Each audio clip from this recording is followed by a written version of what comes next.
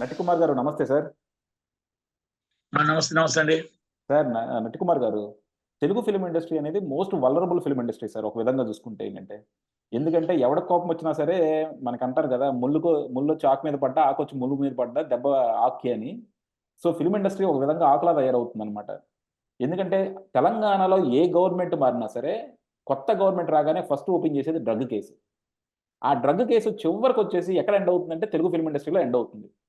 So, ఒక విధంగా అవును. చూసుకుంటుంటే తెలుగు ఫిల్మ్ ఇండస్ట్రీలో కంట్రోల్ చేసుకోవాలంటే డ్రగ్ కేస్ ఓపెన్ చేయాలా అన్నట్టేమో అనిపిస్తుంది సార్. ఏమంటారు మీరు? ఇప్పుడు నేను ఒకటి అంటానండి. చంద్రశేఖర్ గారు కొత్తగా వచ్చారు. అప్పుడు హ్మ్. కొత్తగా వచ్చినప్పుడు డ్రగ్స్ కేసు పెట్టి మొత్తం ఇండస్ట్రీ అందరినీ లైన్ కట్టించారు. హుహు. తర్వాత వచ్చి మన టోటల్ గా ఎన్ కన్వెన్షన్ అవ్వచ్చు, ఇంకోటి అవ్వచ్చు, నాగార్జున గారు అందరి మీద మొత్తం టోటల్ బుల్డోజర్ పెట్టారు. హ్మ్. పెట్టిన వెంటనే అందరూ కలటానికి వెళ్ళారు. తర్వాత అన్ని ఆగిపోయాయి. హుహు. తర్వాత అన్ని క్లీన్ చీట్లు వస్తాయి. డ్రగ్స్ మీరే తీసుకున్నారని మీరే చెప్పారు. మళ్ళా మీరు ఆ టెస్టులు చేశారు. మళ్ళా ఎంటికల టెస్టులు కూడా చేశారు. మళ్ళా 4 సంవత్సరాలు టీవీలు మొత్తం టోటల్ టీవీలు అంతా తిప్పారు. అంత పరువు తీసేశారు. తీసిన తర్వాత క్లీన్ చీట్ ఎలాగొస్తుంది? హ్మ్. అని క్లీన్ చీట్ ఎలాగొస్తుంది? 100 మందిని మీరు టెస్ట్ చేస్తే ఒక్కరు కూడా మీకు ఏమి తీసుకోలేనప్పుడు మళ్ళా ఎలా మీరు వాళ్ళు క్లీన్ చీట్ ఇచ్చేసి మళ్ళా ఎలా తీసుకుంటారు? నెంబర్ 1. నెంబర్ 2, ఇప్పుడు గవర్నమెంట్ వచ్చింది. అలాగే ఎన్నో సో మెనీ టైమ్స్ వస్తున్నాయి. వస్తున్నప్పుడు ఇప్పుడు గవర్నమెంట్ వచ్చి మళ్ళా ఓకే డ్రగ్స్ కోసం ఫైట్ చేస్తున్నారు. కేసు మరి ఎందుకు నిలబడట్లేదు? మీరు అరెస్ట్ చేసిన తప్ప, లేకపోతే మీరు మొత్తం ఎవిడెన్స్ కరెక్ట్ చేయట్లేదా, లేకపోతే కక్ష సాధింప, లేకపోతే ఇంప్లూయెన్స్ ఏమైనా ఉందా, లేకపోతే ఎవరినైనా సరే మొత్తం టోటల్ గా వాళ్ళని రప్పించుకొని మీరు అన్నట్టు ఆ గవర్నమెంట్ లో మారుతున్న కొలది వాళ్ళతో అంటే వాళ్ళ దగ్గర రప్పించుకోవడం కోసం ఏదో చేస్తున్నారా అనేది ఒకటి. రెండోది, ఇప్పుడు నిన్న మీకు కృషి గారు దొరికింది కానీ ఇంకోటి కానీ దొరికింది కానీ అది చాలా నిజంగా మా రిమైండ్ రిపోర్ట్ లో చూస్తే చాలా ఆయన చేసింది ఒక హుందాతనం లేదు. ఎందుకంటే ఒక డైరెక్టర్ 10 మందికి మనం బోధించే వాళ్ళమి, 10 మందికి మనం సమాధానం చెప్పేవాళ్ళమి. Director is captain. మీరే తప్పు చేస్తే మనం ఎవరిని అడుగుతారు?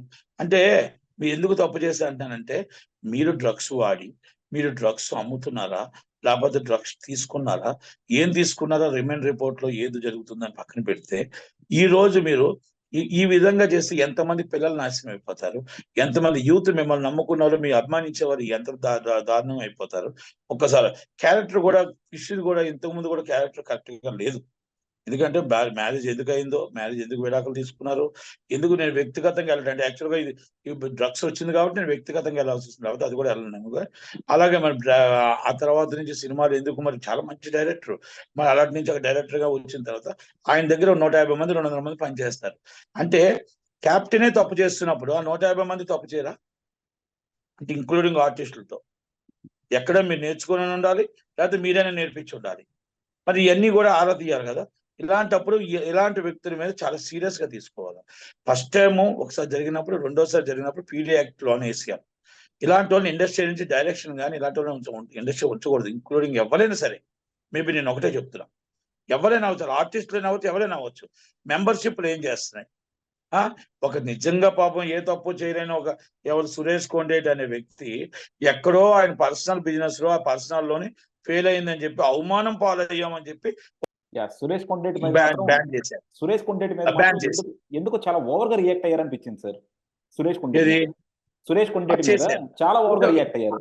మరి ఇప్పుడు డ్రగ్స్ అనేది అంతకన్నా డేంజరా, లేకపోతే డ్రగ్స్ తీసుకోవడం, డ్రగ్స్ వాడడం అనేది అంతకన్నా డేంజర్ అంటారా, లేకపోతే సురేష్ కొండేటిదే డేంజర్ అంటారా? అర్థం చేసుకొని మరి మా అసోసియేషన్ కానీ, డైరెక్టర్ అసోసియేషన్ కానీ, మరి కౌన్సిల్ కానీ, మరి ఛాంబర్ కానీ, దాంట్లో ఒక దాము అని ఒక ఆయన ఉంటాడు, చాలా పెద్ద వ్యక్తి. అంటే ఇప్పుడు దాని మీద బతుకుతున్నాడు. ఛాంబర్ లో పోస్ట్ లేకపోతే ఇప్పుడు బతకలేడు. ఆయన సినిమాలు లేవు, అప్పుల పాలు అయిపోయాడు, రోడ్డు మీద సర్వనాశనం అయిపోయాడు. ఇప్పుడు ఛాంబర్ లేకపోతే పోస్ట్ లేకపోతే అది అన్ఫిట్. ఎందుకంటే రేపు ఇప్పుడు అప్పు దొరికినా, లేకపోతే ఇప్పుడు నడుస్తున్నా, రేపు బిజినెస్ ఉన్నా కూడా ఆ ఛాంబర్ లేకపోతే అవ్వదు. ఇలాంటి వ్యక్తులు అక్కడ ఉండబట్టే ఇలాంటి వ్యక్తులు ఏం చేసినా వాళ్ళు ఇప్పుడు నేను మాట్లాడే అనుకోండి, నన్ను మెంబర్షిప్ తీసేస్తారు. లేకపోతే ఒక సినిమా తీసి పాపం నష్టపోతే ఆడి మెంబర్షిప్ తీసేస్తారు. కానీ ఇలా డ్రగ్స్ తీసుకోవడం అనేది, ఇలాంటి వ్యక్తుల మీద యాక్షన్ తీసుకోవడం అనేది వాళ్ళు తీసుకోరు. ఎందుకంటే వాళ్ళు తప్పు డ్రగ్స్ తీసుకుంటే అలా అప్గ్రేడ్ మాట, చాలా గొప్పగా ఫీల్ అవుతారు. ఒక ఆడపిల్లను అవమానం పరిస్తే చాలా గొప్పగా ఫీల్ అవుతారు. అంటే ఈ ఛాంబర్లు ఈ విధంగా తయారయ్యాయా? మా అసోసియేషన్లు కానీ, డైరెక్ట్ అసోసియేషన్లు కానీ ఇదా పరిస్థితి? మరి మీరు వాళ్ళ మీద ఏం యాక్షన్ తీసుకుంటారు? డ్రగ్స్ మీద సినిమా వాళ్ళు ఎవరైనా మేబీ ఇది చాలా డేంజరస్, ఇమ్మీడియట్లీ యాక్షన్ తీసుకోవాలా. మీరు సురేష్ కొండేటి మీద ఆగమేఘాల మీద తీసుకున్నప్పుడు మీరు వీళ్ళ మీద ఎందుకు తీసుకోరు? ఎవరో గాయత్రీదేవి ఫిలిమ్స్ ఆయన పాపం ఒక్క మాట మాట్లాడి ఏదో సోషల్ మీడియాలో చెప్తే ఆయన మీద కూడా మీరు దౌర్జమెత్తి దామోదర ప్రసాద్ అన్న ఆయన తీసేయాలి. ఎందుకంటే ఈయన సొంత ఛాంబర్ లాగా, ఈయన ఎందుకంటే సొంతం చేసుకున్నాడు ఛాంబర్ ఆయన. ఎందుకంటే ఇప్పుడు అక్కడ పోస్ట్ లేకపోతే బతకలేడు. కొంతమంది అక్కడ సెక్రటరీ పదవులు లేకపోతే బతకలేరు. వాళ్ళు బయటికి వెళ్తే వాళ్ళకి బతకడం అంటూ ఉండదు, వాళ్ళకి అయిపోయింది ఆ జీవితం. అప్పు పుట్టదు, ఏమీ పుట్టదు. ఆ పోస్ట్ ప్రధానంగా బతుకుతున్నారు వాళ్ళ జీవితం అది. అంటే ఇక్కడ అక్కడ మంచి జరగట్లేదు, ఎక్కడే మొత్తం టోటల్గా ఏం జరగట్లేదు. కోర్టుకి వెళ్ళడం కూడా వీళ్ళే రాజ్యాంగం, వీళ్ళే అన్ని పోలీస్ స్టేషన్కి వీళ్ళే లెటర్ ఇస్తారు, కోర్టుకి వీళ్ళే లెటర్ ఇచ్చేస్తారు, అన్ని వీళ్ళే ఇచ్చేస్తారు. డైరెక్ట్ పేరు పెట్టే చెప్తాను, దామోదర్ ప్రసాద్. నేనేం వెనక్కాల్సిన అవసరం లేదు. నా మీద తీసుకుంటావా యాక్షన్ తీసుకోరా, రెడీ, నేను చూపిస్తా నీకు. నువ్వేం చేసావో, నువ్వేమేం చేస్తున్నావో నేను చూపిస్తా.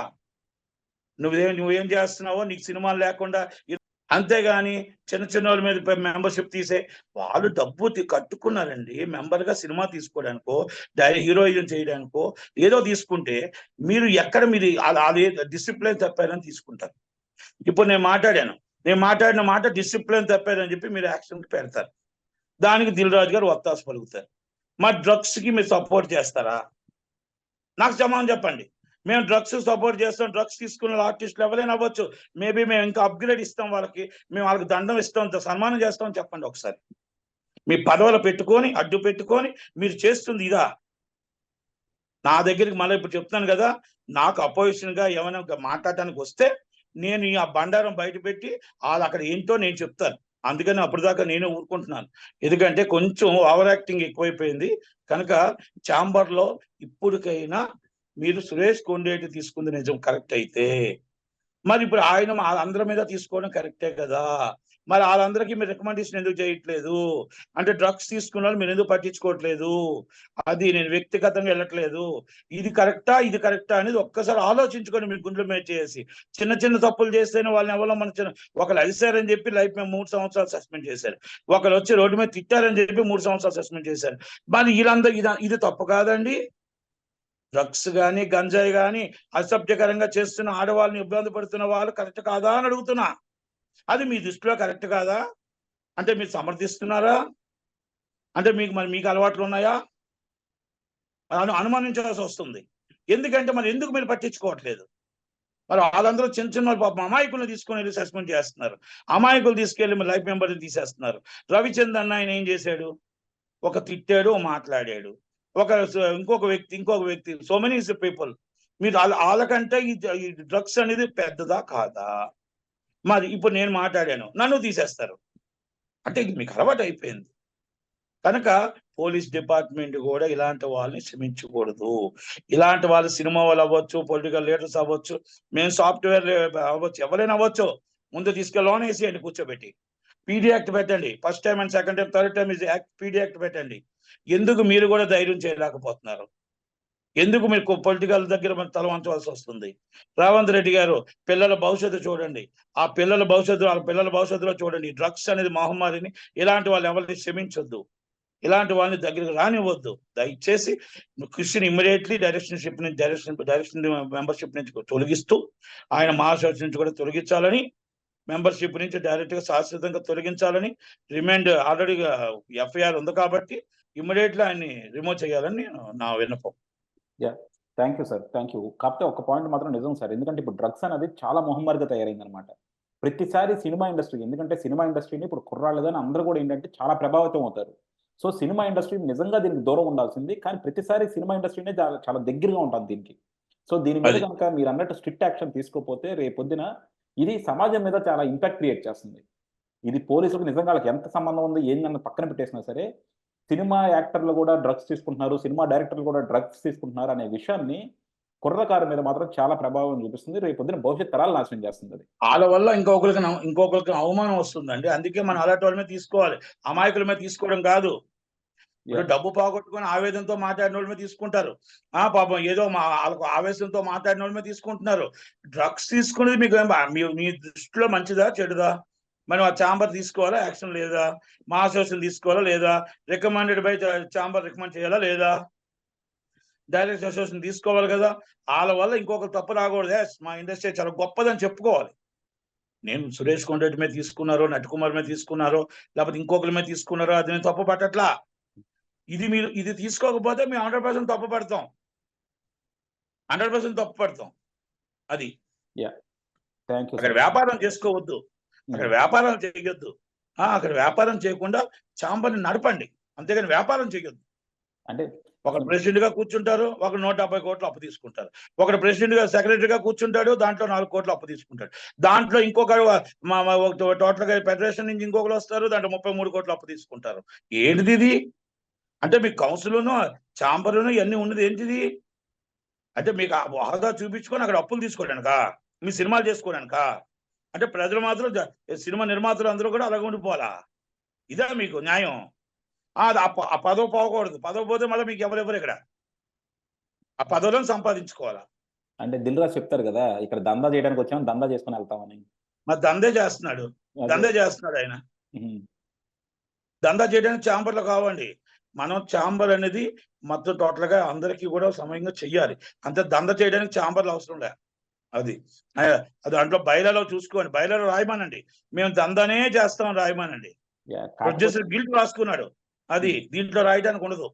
అదే నాకు ఫిల్మ్ ఛాంబర్ లో వీళ్ళు మొన్న ఎలక్షన్స్కి వెళ్ళిన ఎజెండానే కరెక్ట్ అనిపించలేదు సార్, పర్సనల్ గా చూసుకుంటే. ఎందుకంటే ఎప్పుడైనా సరే మీకు ఫిల్మ్ ఛాంబర్ లో ఎవరు ఉండాలి, సీనియర్స్ ఉన్నారనుకోండి, ఏది కరెక్ట్ చూస్తారు. అక్కడ చిన్న అందరినీ మోసం చేశారు. ప్రసన్న గారు, దిల్ రాజు గారు, దాము గారు వీళ్ళంతా ఒకటే. Is a playing is a drama. అక్కడ బలిపాసు అయిపోయింది సి కళ్యాణ్, నాలాంటి వాళ్ళని అంతే. అందరూ వీళ్ళంతా ఒకటే. అవును, చంద్రబాబు శ్రీనివాసరావు వీళ్ళంతా ఒకటే. Is a playing is drama. ఎవరైతే సపరేట్ గా పోటీ చేయాలి అని మీద అనుకున్నారో వాళ్ళందరినీ ఓడించడానికి వీళ్ళందరూ ఇండైరెక్ట్ గా అటు కొంతమంది ఇటు కొంతమంది ఉండి డ్రామా ప్లే చేశారు. ఇప్పుడు మళ్ళీ అందరూ కలిసే ఉన్నారు. Is a playing is drama. అది ఇలాంటి డ్రామాలు చేసుకొని చేతకాని పదవులు పొందడం ఇష్యూ కాదు. పదవికి వెన్ను తేవాలి, పదవికి నేను ఇది చేశాను అని చెప్పాలి. పదవికి చేయలేని చేతకాని వాళ్ళు ఉన్నా ఒకటే, పదవిలో లేకపోయినా ఒకటే. పదవి అంటే రేపు ఉదయం మనం క్యూబ్ చేసామా, ఇయోపో చేసామా, చిన్న నిర్మాతలకు ఏమైనా చేసామా, పెద్ద నిర్మాతలకు ఏమైనా చేసామా, మన అందరం అక్కడ ఛాంబర్లో మనం ఏమైనా ఒక ఘనత పలానాద చేసామని మనం చెప్పగలిగితే పదవి ఉన్నట్టే. పదవిలో ఉన్నా లేకపోయినా ఏమీ చేతగానంట, ఏమీ లేనప్పుడు ఉన్నా ఒకటే లేకపోయినా ఒకటే. ఎందుకు మీ సంవత్సరంలో ఇంకా 3 నెలలు 4 నెలలు ఉంది. ఈ 4 నెలల్లో మీరు ఏం చేయగలుగుతారు, ఏం చేస్తారు, ఏం సాధిస్తారు? సాధించి చెప్పండి, మీకు నమస్కారం చేస్తా. మీ కాలుకి మొత్తం టోటల్ గా ఏమంటారంటే పసుపు నీళ్ళతో మీ కాలు మొత్తం కాలుకు నమస్కారం పెడతా, కాళ్ళు కడుగుతా. మీరు నిజంగా చిన్న సినిమాలకు మీరు హెల్ప్ చేయండి, నిజంగా మీ పర్సంటేజ్ సిస్టమ్ చేయండి, నిజంగా మీరు 2.5 షో పెట్టండి, నిజంగా మీరు గవర్నమెంట్ నుంచి మాకు హ్యాండ్లు ఇప్పించండి, మీరు నిజంగా మాకు మొత్తం ఇవన్నీ చెయ్యండి. చెయ్యగలిగే సత్తా మీకుంటే, దమ్ము మీకుంటే చేయగలుగుతాం. లేనప్పుడు పదవి ఉన్నా ఒకటే లేకపోయినా ఒకటే. ఎంత గొప్పవాడైతే ఏముంది. ఇప్పుడు రాజకీయంగా నేను అధ్యక్షుడు ఉన్నానని చెప్పి నీకు ఎంపీ టికెట్ కావాలా? ఒకరికి వచ్చి నేను ఇక్కడ పలానా సెక్రటరీగా ఉన్నాను కాబట్టి నాకు 33 కోట్ల అప్పు కావాలా? ఇది అక్కడ ఛాంబర్ నడుపుకుంటుంది వీళ్ళు, అంతే, అంతగా ఇంకేం లేదు. వాళ్ళ లబ్ధి ఎవరికైనా ఇది వాస్తవాలు. ఇంకొకటి కూడా చెప్తున్నా మీ ద్వారా, నేను ఈ మాటలన్నింటికీ కట్టుబడి ఉన్నా. ఐఎమ్ డిప్రమేషన్ రెడీ. మీరు దేనికైనా ఛాంబర్లో పెడితే నేను రెడీ, డెబిట్కి రెడీ, అన్నింటికి రెడీ, దేనికైనా రెడీ. నేను వెనకడుగు చేస్తాను అనుకోవద్దు, నేను మాట వెనక్కి తీసుకుంటాను అనుకోవద్దు. అందరిలాగా క్షమాపణ కోరుతానంటే నేను కోరుతాను అనుకోవద్దు. క్షమాపణ కోరే ప్రసక్తి లేదు. మీతో తాడో బిడో తేల్చుకోవడానికి నేను సిద్ధంగా ఉన్నాను, రెడీ, ఐఎమ్ రెడీ. నేను కూడా చూద్దాం సార్ ఎలా రెస్పాండ్ అవుతారో. నిజంగా మనం అనుకున్నట్టు ఏంటంటే ఈ డ్రగ్స్ మీద మాత్రం స్ట్రిక్ట్ యాక్షన్ తీసుకోవాలి. ఇప్పుడు సురేష్ కొండేటి ఇలాంటి చిన్న పర్సనల్ లెవెల్లో తీసుకున్న వాటి మీద యాక్షన్ తీసుకున్నారు. ఇలాంటి వాటి మీద యాక్షన్ తీసుకోకపోతే మాత్రం డెఫినెట్గా రాంగ్ సిగ్నల్స్ వెళ్తాయి బయట ప్రజలకు కూడా. చూద్దాం ఎలా అది. రియాక్ట్ అవుతారు. థ్యాంక్ యూ అండి. అందుకనే దాని మీద నేను ఇంత రియాక్ట్ అవ్వాల్సి వచ్చింది. అదే. Yeah! Thank you sir. Thank you.